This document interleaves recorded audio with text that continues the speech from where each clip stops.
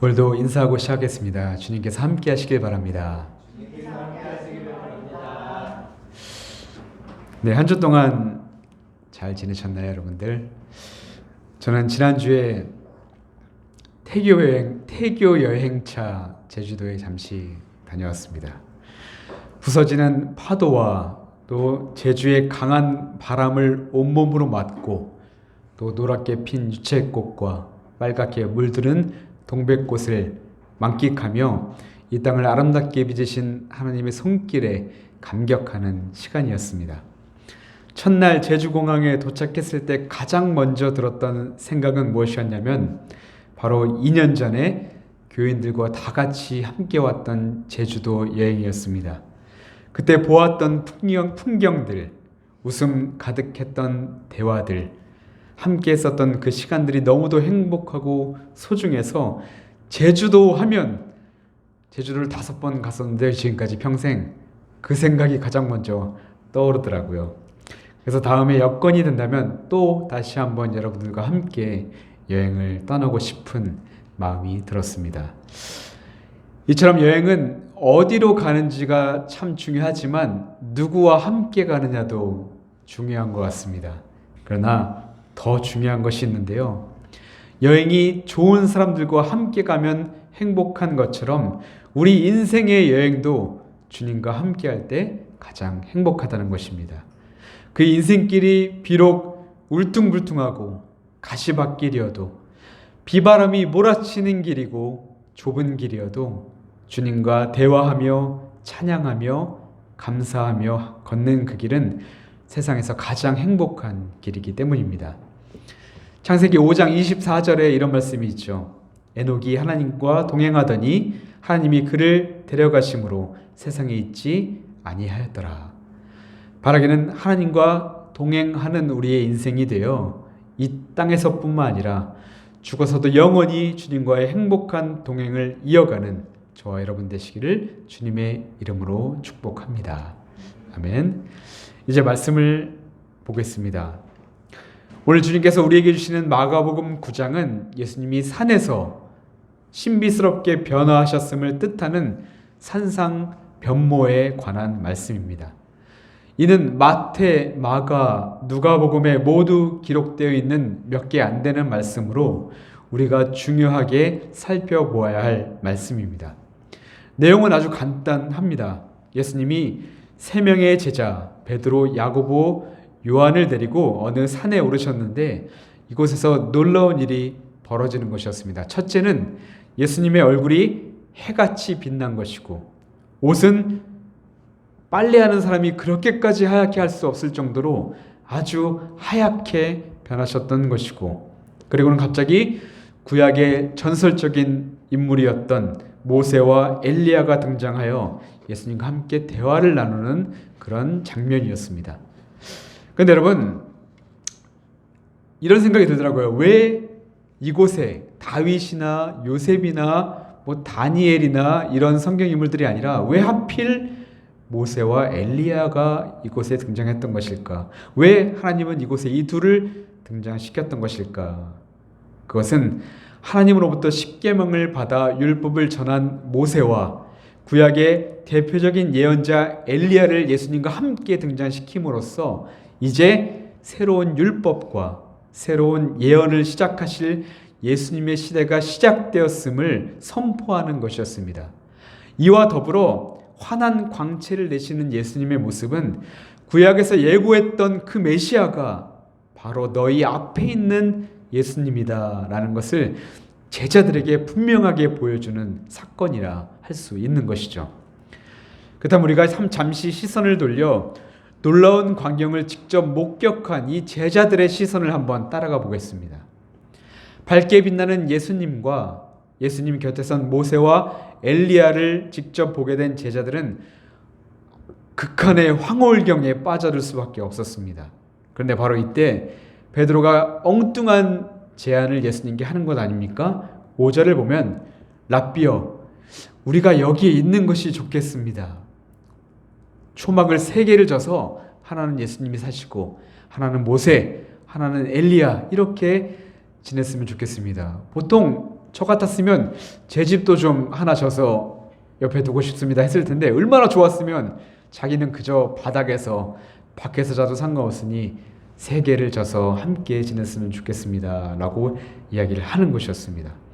놀라운 광경에 취했던 베드로는 그냥 그곳에서 영원히 집을 짓고 함께 살고 싶었던 것이었습니다. 그러나 안타까운 것은 지금 베드로는 예수님이 왜 자신들을 이 산으로 데리고 왔는지, 그리고 그들 앞에서 왜 변화하셨는지, 모세와 엘리야와 대화를 나누고 계신 그 장면이 무엇을 의미하는지는 전혀 관심이 없었습니다. 그저 놀랍고 신비한 것에만 그의 시선이 머물러 있었던 것이었습니다. 같은 내용을 담은 마태복음 17장 4절을 보면 이런 베드로의 속마음을 잘 표현해 주는 단어가 하나 등장합니다. 만일 주님이 원하시면. 만일 주님이 원하시면 여기에 초막 셋을 짓겠습니다 라는 이 말은 베드로가 전적으로 예수님의 뜻에 따르겠습니다 라는 이야기 같지만, 사실 예수님의 능력을 이용해서 자신의 욕망을 더 채우고 싶었던 것이었습니다. 그렇게 주님의 영광스러운 모습에 심취하여 현실에 안주하고 싶어하는 베드로에게 예수님은 그저 침묵할 뿐이었죠. 그런데 이후 더 놀라운 일이 일어나게 되는데요. 갑자기 구름이 나타나더니 삽시간에 그 자리에 있는 모든 사람들을 다 덮어버리는 것이었습니다. 그리고 두려움에 사로잡힌 제자들에게 갑자기 하나님의 음성이 들려오기 시작합니다. 7절이죠. 이는 내 사랑하는 아들이니 너희는 그의 말을 들으라 하는지라. 이 음성을 들은 제자들은 그 자리에서 엎드려 심히 두려워 떨게 됩니다. 근데 여러분, 여기에서 이는 내 사랑하는 아들이다, 어디서 많이 들어본 말씀이죠. 이것은 예수님께서 요단강에서 세례를 받으실 때 하늘로부터 들린 하나님의 음성이었습니다. 그러니까 이 자리에 있는 예수가 바로 메시아이며 죄를 사하시기 위해 이 땅에 내려오신 구주시라는 것을 다시 한번 확증해 주는 하나님의 음성이었던 것입니다. 그리고 이제부터가 아주 중요한 말씀이 등장합니다. 하나님께서 말씀하시죠. 너희는 그의 말을 들으라. 하나님께서 예수님의 말을 들으라고 말씀하시는데 과연 어떤 말을 들어야 한다고 말씀하셨던 것일까요? 물론 우리는 복음서에 나오는 예수님의 모든 말씀을 들어야 마땅하지만 오늘 본문을 통해 특별하게 우리에게 전해주고 싶은 말씀이 하나 있습니다. 2절을 보면 엿새 후에 라는 말씀으로 시작하죠. 그러니까 엿새 전의 이야기를 알면 우리가 들어야 할 말이 무엇인지 찾을 수가 있을 것입니다. 엿새 전은 바로 앞장인 마가복음 8장에서의 이야기입니다. 8장 27절을 보면 예수님께서 가이사랴 빌립보 지방을 지나가실 때 제자들에게 물으셨습니다. 사람들이 나를 누구라 하느냐? 그러자 베드로가 놀라운 고백을 합니다. 주는 그리스도이시니이다. 그 다음 31절에서 예수님이 말씀하시죠. 인자가 많은 고난을 받고 장로들과 대제사장들과 서기관들에게 버림받아 죽임을 당하고 사흘 만에 살아나야 할 것이다. 그리고 이어서 말씀합니다. 누구든지 나를 따라오려거든 자기를 부인하고 자기 십자가를 지고 나를 따를 것이니라. 누구든지 자기 목숨을 구원하고자 하면 잃을 것이요 누구든지 나와 복음을 위하여 자기 목숨을 잃으면 구원하리라. 아멘. 다시 말해 예수님의 말씀은 자신이 그리스도이기에 반드시 겪어야 할 일이 있는데 그것은 바로 고난과 죽음을 당하는 일이고 그 다음 3일 후에 다시 살아난다는 것이었습니다. 이런 자신을 따라 부활의 소망을 가지고 각자 자기의 십자가를 지고 따라오라고 말씀하셨던 것이죠. 그렇습니다. 오늘 산 위에서 하나님이 제자들에게 들으라고 하신 그 말씀, 그리고 지금 우리가 들어야 할 예수님의 말씀이 바로 그것입니다. 그것은 바로 십자가의 고난과 부활이죠.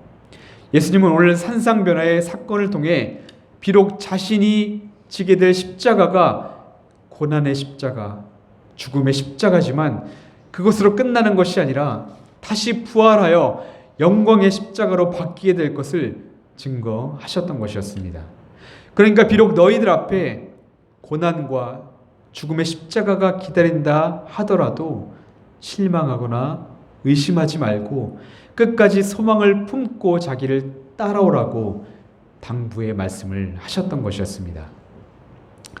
잠시 하나의 이야기를 들려드릴까 합니다. 어느 동물원에서 고릴라 가죽을 쓰고 아르바이트를 하는 사람이 있었습니다. 어찌나 직업의식이 투철했는지 그네도 타고 덤블링도 하면서 진짜 고릴라처럼 연기를 하는 것이었습니다. 그런데 사람들이 환호해 주니까 이제 오버해가지고 그만 사자우리로 떨어지고 만 것이었습니다. 기겁한 그가 고릴라 가죽을 벗고 도망치려는 순간 사자가 갑자기 다가와 그의 입을 딱 가리면서 이렇게 말하는 건 아닙니까? 야, 조용해. 요즘 취직하기 힘든데 일자리 다 잃게 만들고 싶어? 알고 보니까 이 사자도 가짜였던 것이었습니다. 여러분, 재미있는 이야기지만 사실 이 이야기가 주는 교훈은 분명합니다. 그것은 가짜는 가짜이기 때문에 진짜보다 더 진짜 같아 보이려고 한다는 것입니다. 악한 사탄이 우리를 유혹하는 가짜 행복도 마찬가지입니다. 사탄은 가짜 행복을 제시하고 이것이 진짜 행복 같아 보이게 만듭니다. 사람들로 하여금 거기에 몰두하게 만들어서 진짜 소중한 가치를 잃어버리게 만듭니다. 주님을 향한 시선을 가리어버리고 십자가를 향한 시선을 거두어버리게 만들어버립니다. 오늘 말씀에서도 베드로를 포함한 제자들은 화려하고 놀랍고 황홀한 것에 시선을 빼앗겨 정작 예수님이 이 땅에 오신 목적이 무엇인지, 그분이 어떤 분이신지 제대로 볼 수가 없었습니다. 그러나 오늘 본문과 같은 내용을 담고 있는 마태복음 17장 7절부터 8절은 이렇게 말씀하는데요. PPT 다음 장을 넘겨보시면 이런 말씀이 있죠. 우리가 함께 읽겠습니다. 예수께서 나와 그들에게 손을 대시며 이르시되 일어나라 두려워하지 말라 하시니 제자들이 눈을 들고 보매 오직 예수 외에는 아무도 보이지 아니하더라. 아멘. 주님께서 일어나라 두려워하지 말라 하신 후에 손을 잡아주시니 그 제자들의 눈에는 예수님만 보이고 아무것도 보이지 않게 되었던 것입니다.